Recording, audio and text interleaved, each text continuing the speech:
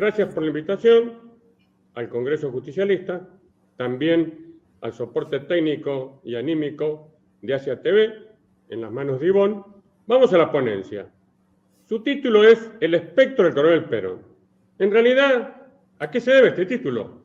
De joven había leído un libro de historia militar del autor Liderher que me impresionó bastante, que se llamaba justamente El espectro de Napoleón. Este libro, el autor hacía una gran diferencia. Del joven Napoleón, conquistador, audaz, agresivo, del emperador Napoleón, ya un poco entrado en años, pierde el toque, comienza a perder batallas y finalmente es derrotado en la batalla de Waterloo. Con una cierta audacia, yo he querido hacer esto, diferenciar el coronel Perón del general Perón. Para mí, que también soy coronel retirado del ejército, fueron siempre distintos. ¿Por qué? Porque hay una característica que se habla poco de Perón, que en principio es un militar formado en la Escuela de Liderazgo, que es el Colegio Militar de la Nación, la misma escuela que yo realicé. Y además es un intelectual militar, cosa que es olvidada. Vamos paso a paso, dijo el descuartizador. Vamos a empezar por lo menos importante, intelectual militar. Efectivamente, Perón es uno de los pocos presidentes, tal vez único, que va a llegar al ejercicio de la máxima magistratura de la nación con un gran background intelectual. Él es una persona que va a haber escrito varios libros de todo tipo, de historia militar, de geografía, hasta comedias teatrales, poesías con su nombre, con seudónimo. Es una persona intelectualmente muy capaz.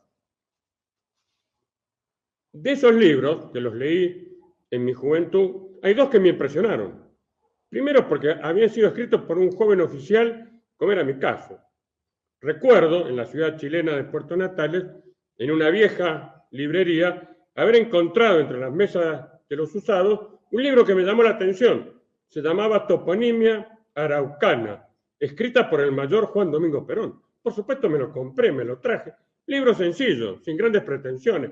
Pero como sabemos, Perón tenía su historia, orgulloso, él se sentía de esa sangre indígena tehuelche que iba por sus venas, del lado de su madre, y lo expresaba en esta obra humilde, pequeña, que era un diccionario de términos araucanos que se usaban en nuestra Patagonia. Ya un poco mayor, cuando me toca ingresar a la Escuela Superior de Guerra, me encuentro con un libro mayor, algo más grueso, bien editado, que eran las clases de historia militar del coronel Perón. Era un libro prohibido, no por una cuestión ideológica, por una cuestión pedagógica. ¿Por qué? Porque este libro, al contrario de muchos libros de historia militar, que daban largos circunloquios, explicaciones, chapaleaban en la baba, iba a lo concreto, es decir, lo que el estudiante, que era mi caso, necesitaba para aprobar un examen. Entonces decía, por ejemplo, batalla de Austerlitz, sitio de Stalingrado, circunstancia, un pequeño croquis, ventajas, desventajas, enseñanza. Bueno, lo tuve, por supuesto, me fue inmediatamente fotocopiado por todos mis compañeros cuando notaron que yo comenzaba a sacar buenas notas. Así que tengo un gran recuerdo por ese libro. Después, ya avanzando también en mi vida militar, me encontré con dos documentos que cada tanto los vuelvo a leer, porque me parecen los más importantes de todo lo escrito por Perón. Uno es su conferencia en la Universidad de La Plata relacionada con la defensa nacional. Bueno, son pocas hojas, 14, 15 hojas, pero fundamentales. Mucho más en este país que hace tantos años que ha abandonado la defensa nacional en los términos que lo entendía Perón, es decir, una cuestión estatal, una cuestión del pueblo, una cuestión de todos los ciudadanos. Pero hay incluso una obra más importante, que es su conferencia en el primer Congreso de Filosofía que se va a hacer acá, justamente en Mendoza, en la Universidad Nacional de Cuyo, de 1949. Esa obra, que después se le colocó el nombre La Comunidad Organizada, he tenido la suerte de poder traducirla en inglés y enviarla a mis amigos, a mis contactos que tengo en la anglósfera, para que conozcan este pensamiento innovador, nuevo, que siempre ha llamado la atención. Pero vamos a lo más importante, el Perón militar. Bueno, como les dije, él va a estudiar en el Colegio Militar de la Nación. Para el que no sepa, no lo conoce, Esto se hace después del colegio secundario, suelen ser 3 o 4 años de internado, el cadete se presenta los domingos a la noche, se retira el sábado al mediodía y está en un régimen totalitario. ¿Por qué? Porque va a ser formado, no solamente intelectualmente, como puede ser en cualquier universidad argentina, por excelentes profesores, se le va también a forjar su espíritu. Va a soportar injusticia, va a tener que mandar, y también en su parte física, porque obviamente hay desarrollo de actividad física. Esto yo lo veo en la diferente educación que yo le he dado a mis hijos. Mis dos hijas, que son muy inteligentes, que han logrado doctorado, mi hijo menor, que ha cometido el error de continuar la carrera de su padre, es decir, es militar, a diferencia de sus hermanas, sin ser tan inteligente, es una persona mucho más prudente, mucho más astuta. ¿Por qué? Porque ha tenido esta vivencia, que es la de aprender el liderazgo. Una cosa es estar sentado en un aula, comprender una serie de verdades, lo cual es meritorio, pero mucho más es a las 3, 4 de la mañana, con 4 o 5 grados de frío, tener que cruzar con 4 o 5 compañeros o subordinados o superiores un arroyo de noche. Eso le da a esa persona que recibe esa educación un background, le da una fortaleza, le da un aplomo que después es muy importante para la política. También después, ya el Perón oficial, joven, sabemos que fue un brillante, un gran deportista. Obviamente se destacó por sus dotes intelectuales. Era un gran esgrimista, practicaba equitación, practicaba el boxeo. También se destacó en una especialidad que en ese momento es como los comandos, hoy era la especialidad más nueva que tenía el ejército, que eran las tropas de montaña. Él esquiaba, escalaba, inventó una mochila. Es una persona muy completa también desde lo militar técnico. También era una persona tropera. ¿Qué es un oficial tropero? Es aquel que se siente a gusto, especialmente con los suboficiales, con los soldados. Recordemos que ese ejército de esa época era un ejército obligatorio, servicio militar obligatorio, donde no precisamente los más ricos, los más capaces eran los que se presentaban a ese servicio. Al contrario, eran la gente más humilde, la gente de más escasos recursos, y que encontraba en Emperor un maestro. Él siempre lo va a recordar con cariño. Y otra característica, que va a llamar un poco la atención, pero que es verdadera, pero era un fragotero. ¿Qué es fragotero? Fragotero en idioma militar significa aquellos militares que en asociaciones secretas, puesto que la disciplina militar prohíbe todo tipo de connivencia o todo tipo de relación política, intentaron hacer política con uniforme colocado, lo que está prohibido, pero que casi todos lo han hecho, empezando por el propio general San Martín, que cuando va a venir a América va a fundar una logia no masónica, que es la logia Lautaro, porque reitero, la disciplina militar es muy estricta, quiere la totalidad de mi obediencia. Entonces a los que quieren hacer política, porque tienen la iniciativa de hacerla, no tienen más remedio que hacerla de forma secreta. Después, la historia sigue, obviamente, es la que todos conocemos y la que ustedes conocen. El general Perón. El general Perón. Va a acceder a la presidencia, no una, sino 3 veces.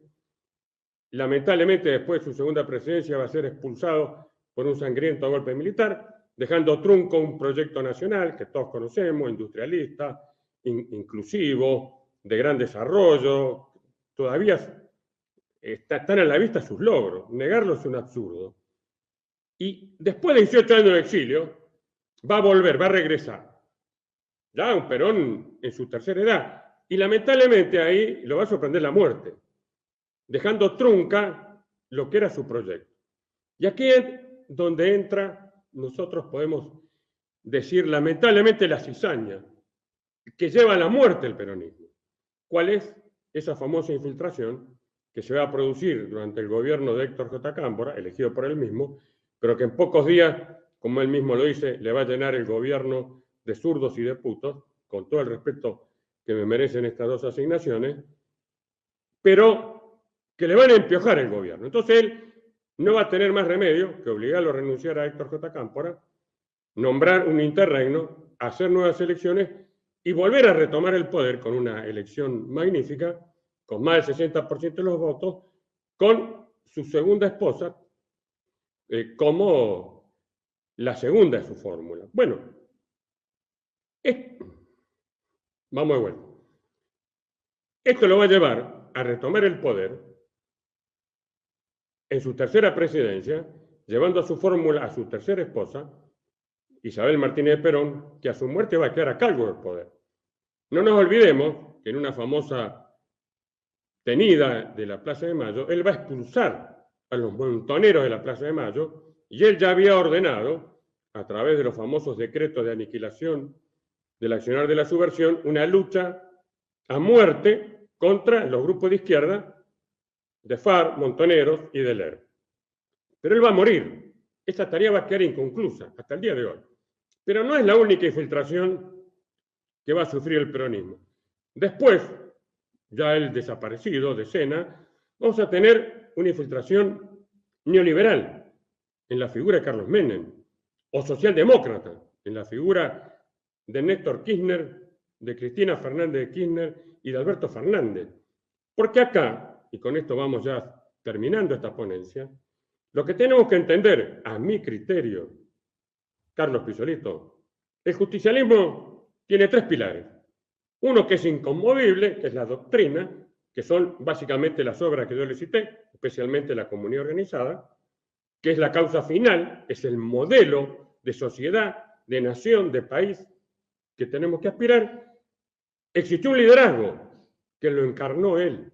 Lamentablemente, ninguno de los que lo sucedió o lo quiso suceder, tal cual le sucedió a Alejandro Magno, pudo calzarse esos borceguíes, pudo estar a la altura de ese liderazgo. Entonces, hemos llegado hasta acá. Y otra cosa que también supo tener Perón es el trabajo en equipo. Entonces, yo digo, y con esto concluyo, el peronismo ha muerto. Lo que queda es el justicialismo. La duda que nos queda si este espectro, que ya está muerto de Perón, va a poder reencarnarse, va a poder revivir. La doctrina está, hace falta un líder y necesitamos un trabajo en equipo. Esa es mi visión, seguramente no todos estarán de acuerdo, pero es la que durante años de haber estudiado, de haberme forjado en la misma escuela de Comer Perón, el Colegio Militar de la Nación, las tropas de montaña, las tropas de comando, esa es la conclusión que hoy llego. Muchas gracias y hasta la próxima.